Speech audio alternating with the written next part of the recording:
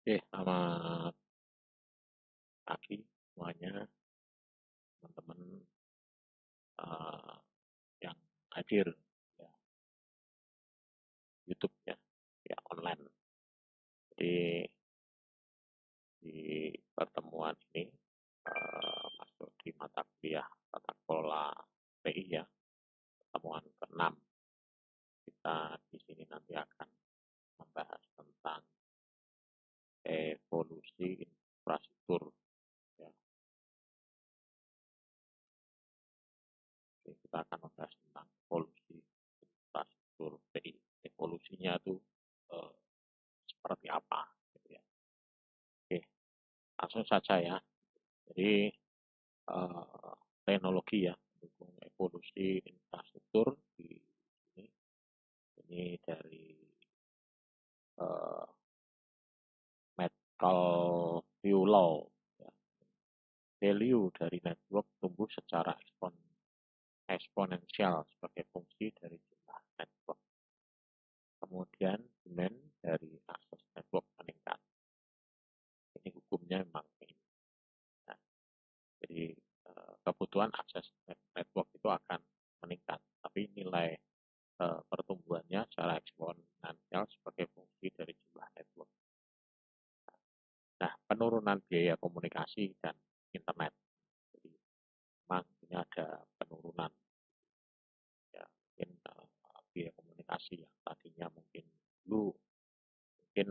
eranya saya tuh dulu masih adanya warnet ya, warung internet. Gitu. Warung internet itu dulu itu mungkin kalau sekarang ya mungkin masih ada tapi sudah sangat jarang. Ya, kalau dulu itu di kampus-kampus ya, sekitar kampus ya, sekitar eh, ya, di rental-rental itu ya. Itu dulu ada warnet, warung internet. Dan dulu biayanya juga sangat mahal ya. Sekarang udah bukan lagi mahal ya. Sekarang bahkan kita sendiri sudah bisa menikmati ya tanpa harus kita sewa, tanpa harus kita apa namanya pergi ke tempat-tempat persewaan ataupun yang menyediakan internet itu. Karena sekarang itu sudah sudah apa namanya akses internet di lewat handphone kita itu sudah cukup mewakilkan. Nah ini, jadi di sini diperkirakan ada sekitar 1,1 miliar orang ya di seluruh dunia memiliki akses internet. Ya.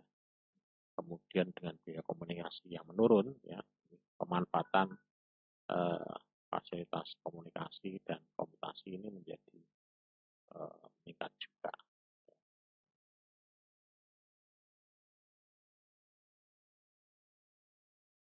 Gitu. Jadi seperti itu.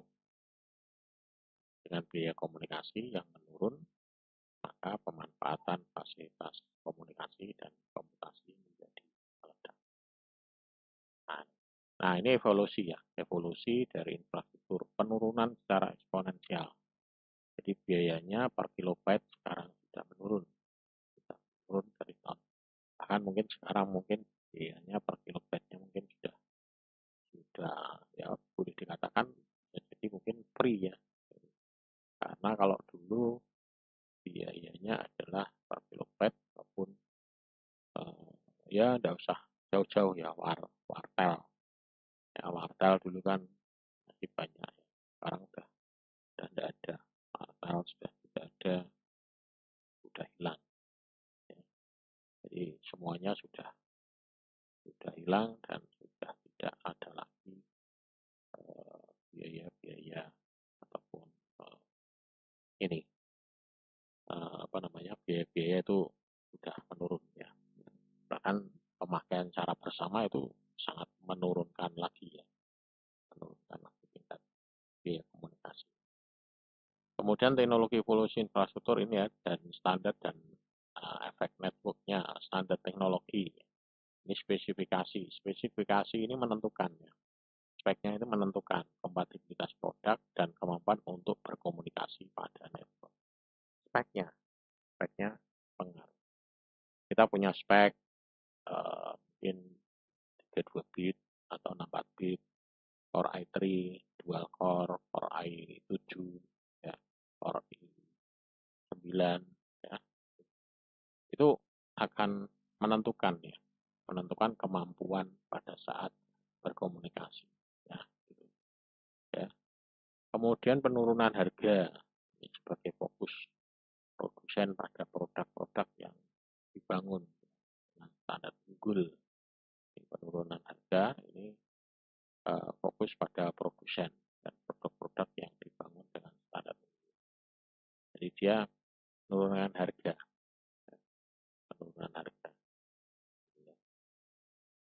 Kemudian infrastruktur TI, ini ada 7 komponen utama. Ya. Jadi komponen utamanya diantaranya adalah peralatan networking atau telekomunikasi layanan, itu hampir 50%. Ya, peralatan networking, telekomunikasi, ini berperan sangat penting.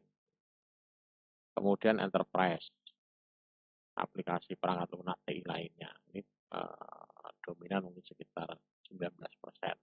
Aplikasi perangkat lunaknya. Platform hardware komputer ini 9%.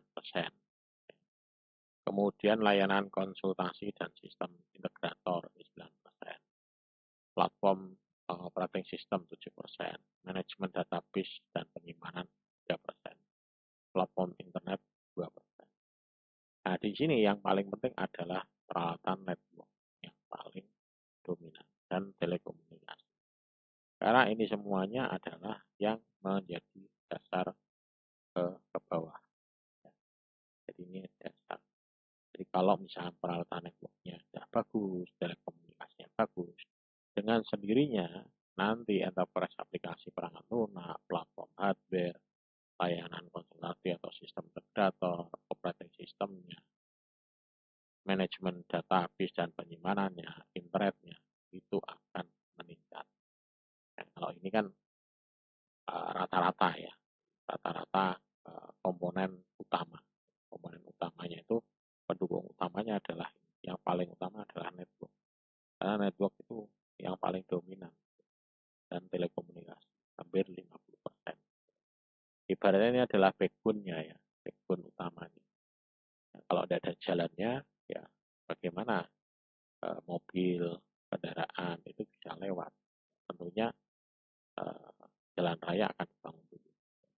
Platform peralatan networking dan telekomunikasi dan layanannya akan dibangun dulu untuk mendukung semua.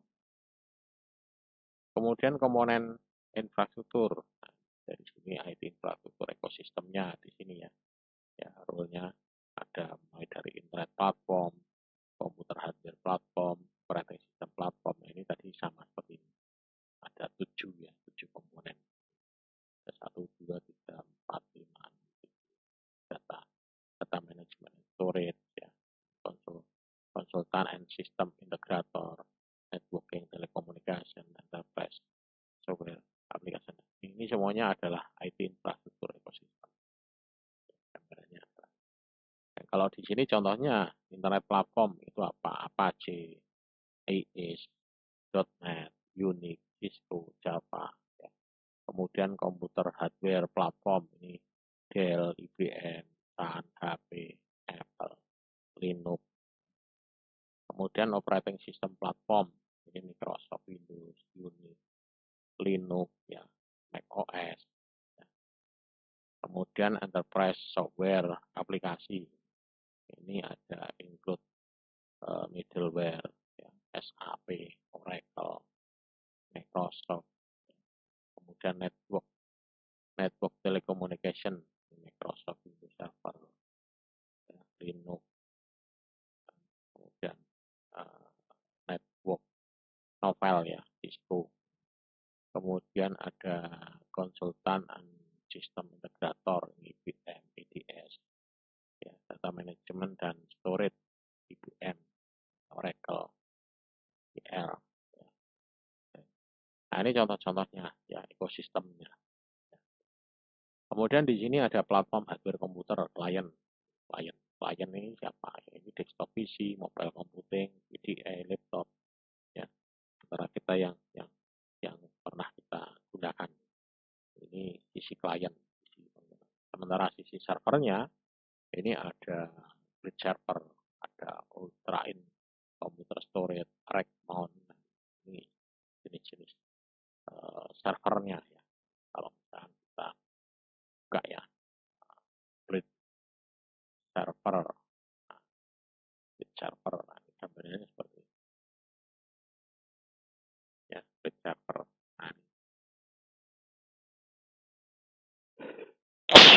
Nah, ini adalah bridge server ya.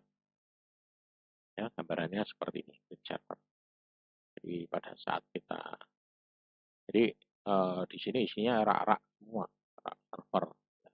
Dan di sini ada storage. Dan biasanya ini dipakai untuk kelas apa ya, high end ya, bridge server. Rak server vs bridge server. Bridge servernya adalah ini. Nah, jadi kalau misalnya kita ya infrastrukturnya memang seperti ini. Jadi isinya di sini adalah satu rak ini ada satu CPU, satu hard disk sendiri ya. Tapi di sini dia combine dijadikan satu bridge server. Ya. Kemudian ada lagi ini, ya, ini rack mount. Nah, kalau rack mount beda lagi, ya. Rack mount server. Ya. Rack mount server ini rack mount, rack mount server, rack mount server ya hampir sama seperti bridge server. Rack mount. Jadi dia modelnya adalah rack mount. Jadi model rak. Di gambarannya seperti rack mount. Kemudian apalagi ultra in computer storage. Nah, ultra thin ya, ultra thin gambarannya seperti ultra thin ya, ultra thin, ultra thin, nah, ultra thin apa, ultra thin computer storage, ultra thin komputer store. Nah, oh ini beda ya, cari tidak ketemu.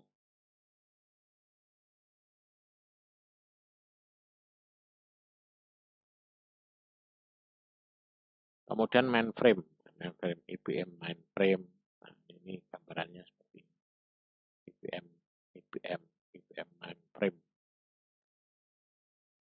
IBM mainframe. Nah, IBM mainframe. Nah, ini jadi dia memang khusus ya, satu rak ini. IBM mainframe. Nah, contohnya seperti ini. Rak servernya. Jadi rak servernya. Nah, contohnya seperti ini. Jadi ya gambarannya tidak ada ya. Jadi kalau misalnya kita lihat di sini ya kayak rak server khusus, tapi di sini dia memang build up ya. Jadi rak server, tapi rak servernya ini adalah build up produk dari apa, IBM. Nah, jadi dia build up. Kalau yang rak server itu kan rak server kosongan kemudian kita isi ya. Tapi kalau ini tidak, ini build up. Jadi ini sudah kayak komputer raksasa ini, komputer raksasa. Jadi, ya.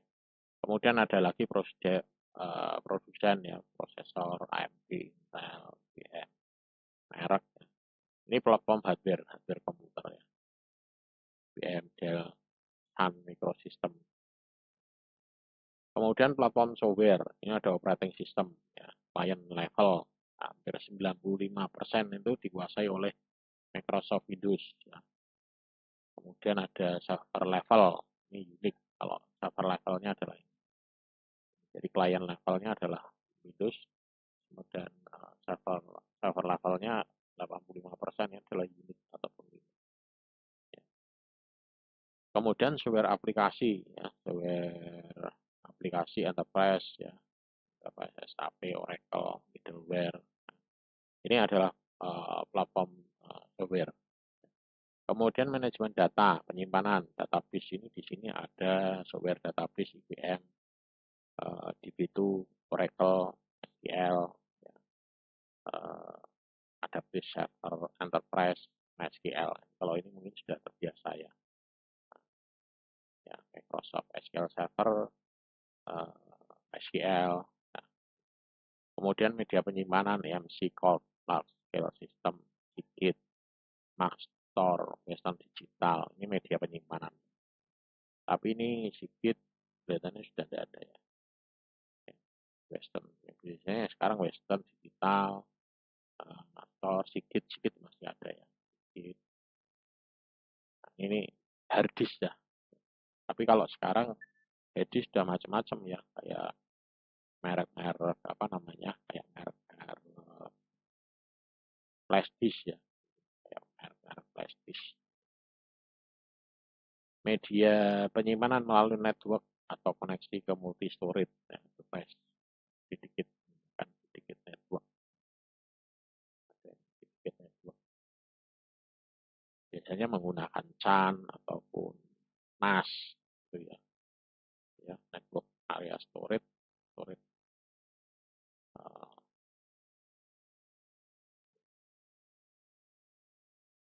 Kemudian platform networking atau telekomunikasi, ini layanan telekomunikasi, telepon akses internet, ada Telkom, Indosat.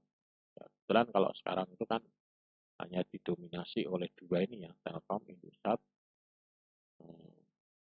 kemudian apa? Ya cuman ini tak ya, yang paling besar ini telekomunikasi. Kemudian network operating system, ini Windows Server, Linux, ini operating system tapi berbasis untuk network. Ini Windows Server dan Linux. Kemudian ada provider hardware network. Ini hardware networknya sama Cisco yang paling, Lucent, Nortel, Juniper, ya. Kemudian Mikrotik. Ya mungkin yang kita yang paling banyak kenal kita ya mungkin Mikrotik ya, Mikrotik sama Cisco. Tiga ini ya yang saya pernah apa namanya konfigurasi ataupun setting. Yang pertama adalah Cisco, kemudian Linux, Mikrotik, kemudian Juniper. Ya mungkin kalau kita lihat ya gambarannya seperti apa sih Juniper, Juniper Free, oh Juniper malah ini Juniper server.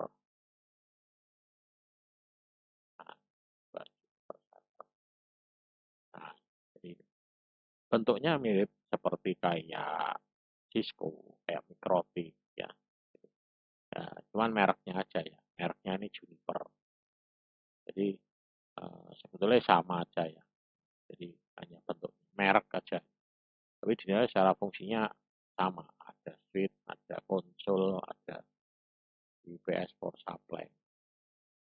Jadi apa namanya konfigurasi. Ya, kalau misalnya kita lihat konfigurasinya, konfigurasi Juniper, ya hampir sama.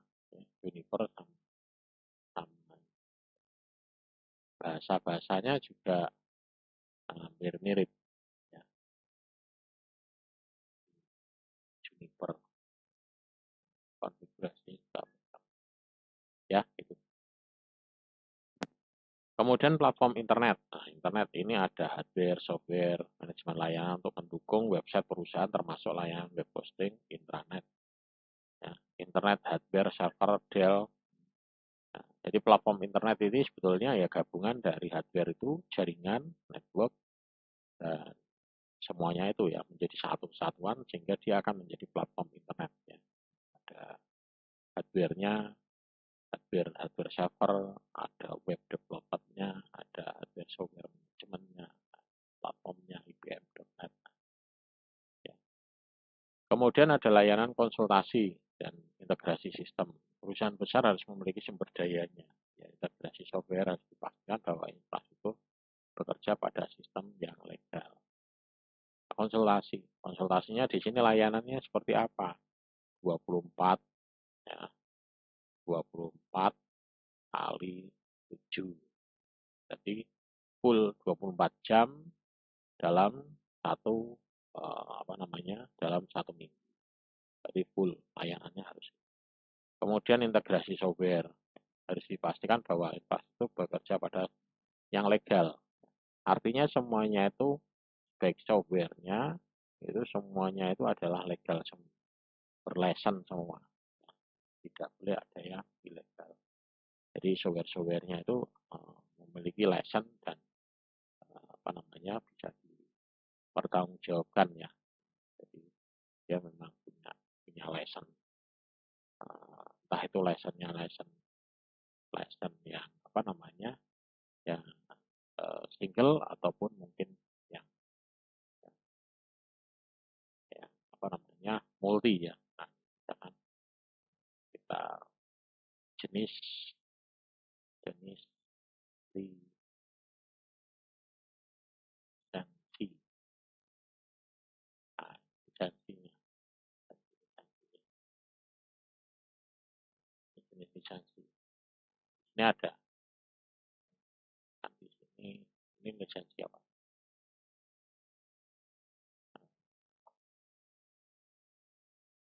Ya kalau di sini mungkin tidak. Jenis lisensi Windows misalkan.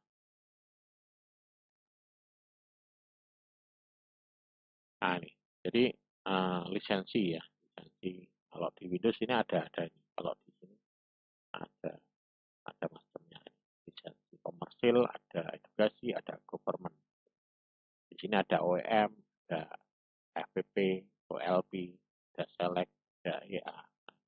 Jadi dia ada punya tingkatannya, komersil, ada edukasi, kemudian government. Jadi memang dia punya level-level kalau yang di Windows ya. Tapi kalau di Linux, Linux pun juga ada ya. Linux. Linux itu juga punya. Jadi mulai dari Mandriva, SUSE, Ubuntu, Gentoo, Slackware, CentOS, Debian. Dia punya lisensinya juga. Ada lisensi. Ya. Jadi memang sekarang untuk yang Linux ada yang berbayar ya. Lisensi. Tentunya mungkin di sini sudah lebih secure lagi ya. Lebih aman lagi. Nah, selain lisensi operating system, ada juga lisensi software, lisensi aplikasi itu banyak lagi. Aplikasi, ya, aplikasi itu ya mungkin Office, kemudian SQL, MySQL, ya punya lisensi. Ya. Jadi lebih aman kita menggunakan sistem yang legal. Kemudian tren platform hardware. Sementara biaya komputasi memang rendah, maka biaya infrastruktur bertambah. Biaya komputasinya memang rendah, tapi biaya infrastrukturnya dengan adanya komputer yang lebih bagus, maka ekspektasi konsumen akan meningkat. Oleh karena itu dibutuhkan sistem keamanan. Jadi biaya komputasinya rendah. Internet, segala macam rendah. Tapi untuk infrastrukturnya, yang mahal, yang bertambah. Integrasi platform komputer dan telekomunikasi. platform komputasi dan telekomunikasi. Telepon klien, server network level, telepon internet, IP base, ya, cloud computing, pengolahan dan penyimpanan data. Ini untuk integrasi platform komputasi dan telekomunikasi. Ya. Kemudian tren platform yang sekarang, grid computing. Ini menghubungkan komputer secara geografis dalam satu jaringan untuk menggabungkan kekuatan pemrosesan dan membuat super komputer virtual, menghemat biaya dan meningkatkan kecepatan. Jadi grid computing ini menghubungkan komputer secara geografis, dalam satu jaringan.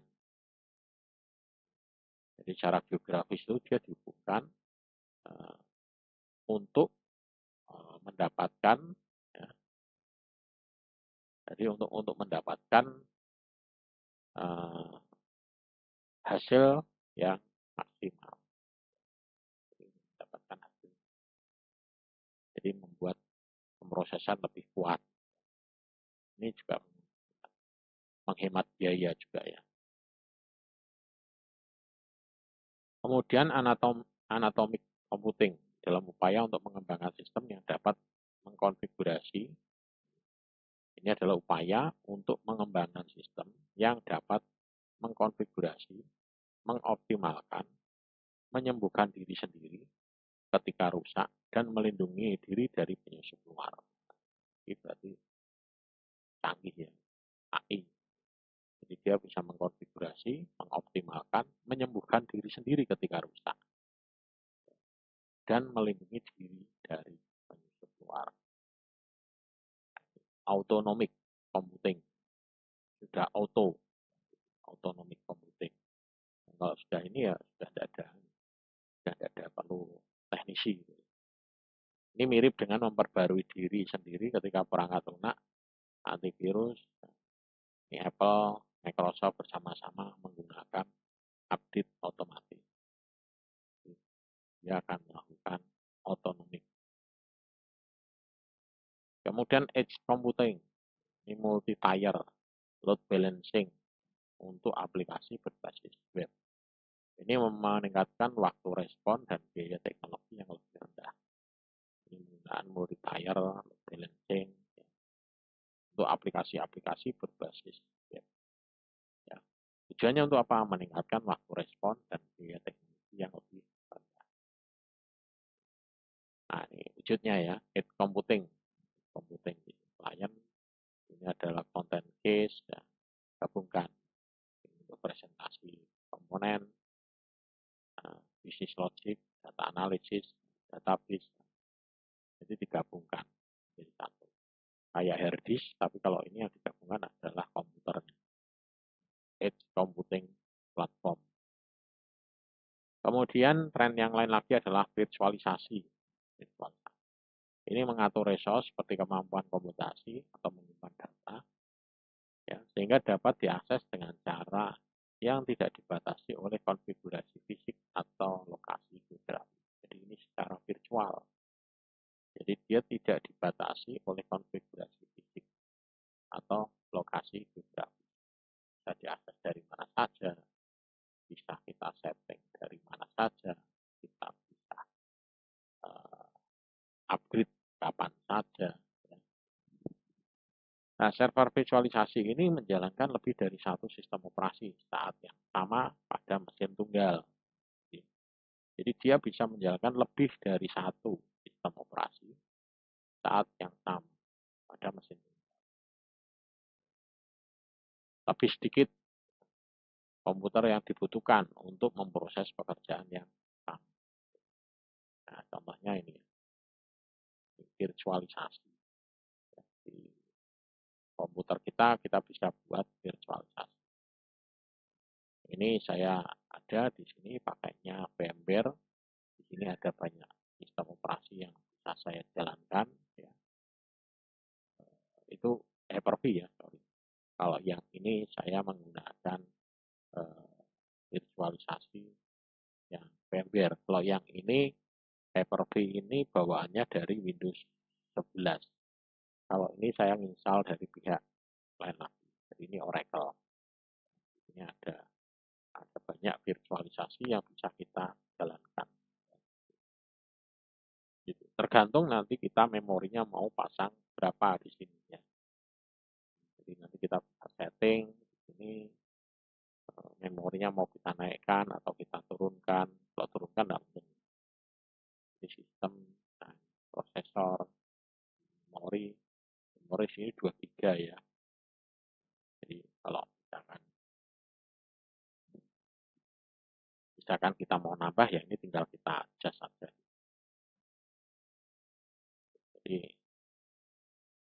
Jadi seperti itu. Jadi kita bisa atur ini yang namanya virtualisasi. Kemudian lebih sedikit komputer yang dibutuhkan untuk memproses pekerjaan yang sama. Kemudian multi-core proses, ini sirkuit terpadu dengan 2 atau lebih prosesor menggunakan kebutuhan daya dan panas. Jadi mengurangi kebutuhan daya dan panas. Kita menggunakan satu prosesor, mungkin kita akan menimbulkan panas yang berlebihan ya. Sehingga mungkin yang namanya server itu harus berada di ruang ada di ruang AC. Tapi kalau dengan adanya ini multi core prosesor maka akan banyak terbagi-bagi core. Ya misalkan kayak ini. Nah di sini ini ada banyak ya multi core. Jadi di sini bisa kita lihat komputer di sini dia memiliki ada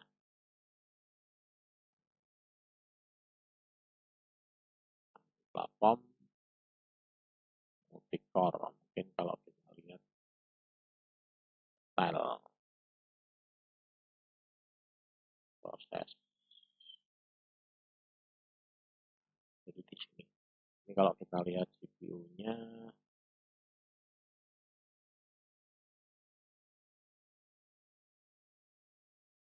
nah, ya, sini jadi di sini ya kebetulan di sini CPU-nya ini.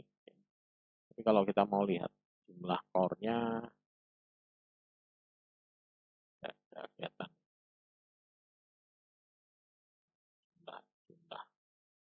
jumlah core-nya ini overall. Nah, ini logiknya. Jadi ada core-nya ada 1, 2, 3, 4, 5, 6, 7, 8. Kebetulan punya saya ini core i8.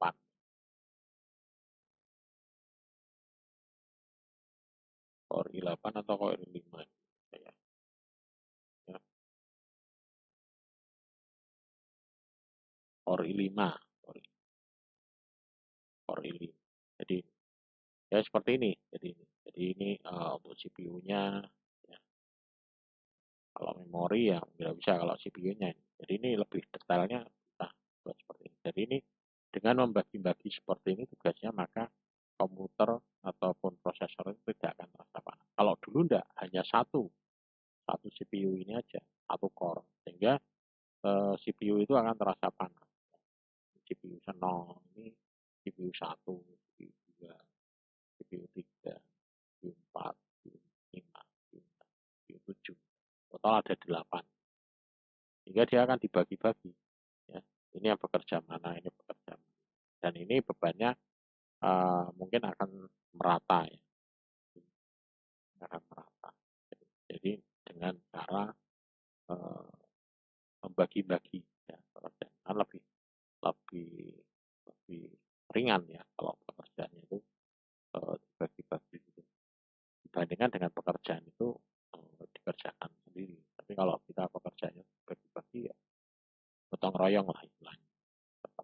Kalau kita bisa gotong royong ya itu akan lebih ringan. Kemudian tren platform software, Linux, software open source. Ya. Software open source ini dihasilkan oleh komunitas programmer free ya. Dan mudah dimodifikasi oleh pengguna. open source. Jadi bukan free, tapi di sini Linux itu adalah open source. Jadi source code-nya itu bisa diupdate, bisa kita kembangkan lagi sendiri, kita bisa buat varian baru. Kalau kita lihat di sini, Land Linux, maka di sini punya banyak varian. Di Linux itu dia punya banyak sekali varian. Jadi tergantung pengembangannya. Jadi kalau kita lihat sampai dengan tahun 2023 ini tidak ada ya, tidak ada varian baru. Varian baru terbentuk ya ini Raspberry POS. Ya. Jadi varian terbaru yaitu Raspberry. Itu di tahun berapa ini? Ini Euro Linux ya, Rocky Linux. Nah, ini juga baru. Rockstar nah, varian baru. Sistem Rescue. Jadi itu tinggal kita lihat di situ dia. Kalau yang Raspberry ini dia di tahun ini 2020, tapi di 2022-2023 belum ada. Oh, banyak itu di sini ya. Di tahun 2013, 14, 2012, 13, 14 ini banyak sekali varian-varian muncul. Dan ini varian ini berasal sumbernya hanya satu ya, dari Debian atau Slackware itu atau SUSE itu ya, SUSE, Slackware, Debian, satunya Red Hat, satunya adalah Red Hat. Tapi di sini ya Red Hat. Di sini banyak sekali yang muncul-muncul baru ya di luar varian tersebut. Nah ini. Kemudian Java. Java ini adalah bahasa pemrograman berorientasi objek dan mikrosistem. Operating system, prosesor independen, Java Virtual Machine. Pemrograman web, applet, ya, aplikasi e-commerce. Nah, ini basisnya menggunakan Java. Ya. Jadi Java ini merupakan bahasa pemrograman. Kemudian manajemen infrastrukturnya, ini skalabilitas dan perubahan. Jika perusahaan merugi atau tumbuh, TI harus fleksibel dan scalable. Jadi TI-nya itu harus fleksibel. Ya, jadi kalau perusahaannya merugi, bagaimana? Ini harus berubah ya. Kalau bertumbuh, dia bagaimana? Skalabilitasnya, kemampuan untuk memperluas pelayanan kepada banyak pengguna. Kemudian manajemen dan tata kelolanya. Siapa yang mengendalikan infrastruktur TI? Sentralisasi atau desentralisasi. Bagaimana biaya dialokasikan antar divisi departemen. Manajemennya bagaimana dan tata kelolanya mengendalikan siapa. Ini perlu ditentukan.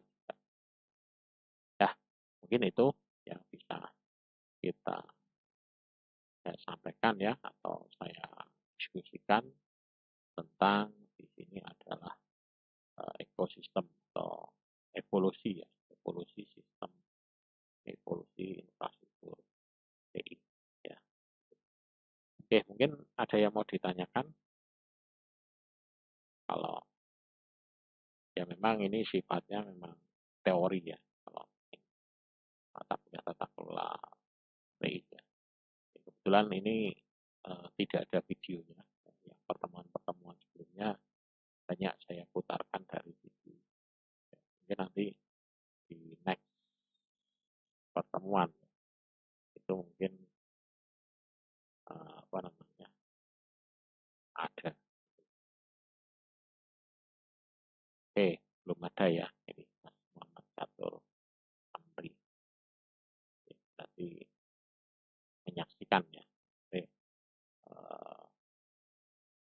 monitoring